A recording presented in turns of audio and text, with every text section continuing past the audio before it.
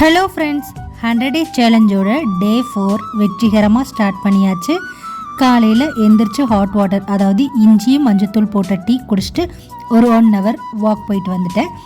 பிரேக்ஃபாஸ்ட்டுக்கு பார்த்தீங்கன்னா சேலடு, வேக வச்சுருந்த பச்சைப்பயிறு, அது கூட பொடிசாக கட் பண்ண வெங்காயம், மாதுளம்பழம் 1, கொய்யாப்பழம், துருவின கேரட், உப்பு, மிளகுத்தூள், ஒரு சின்ன துண்டு எலும்பிச்சம்பழ சாறு, இதெல்லாம் சேர்த்து நல்லா ஒன்று போல் மிக்ஸ் பண்ணிவிட்டு என்ஜாய் பண்ணி சாப்பிடுங்க. ஐயோ ஏண்டா சாப்பிட்றோன்னு நினச்சி சாப்பிடாதீங்க, நல்லா என்ஜாய் பண்ணி சாப்பிடுங்க. பிரேக்ஃபாஸ்ட் முடிச்சுட்டு மத்தியானம் என்னோட லஞ்ச் பிளேட் பார்க்கலாமா. கொஞ்சம் போல் சாதம், பாவக்காய் தொக்கு பண்ணியிருந்தேன். அது கொஞ்சம் முட்டைக்கோஸில் பாசிப்பருப்பு போட்டு, பாசிப்பருப்பு 1 மணி நேரம் ஊற வச்சு பொரியல் கூட சேர்த்துக்கோங்க, டேஸ்ட்டாக இருக்கும்.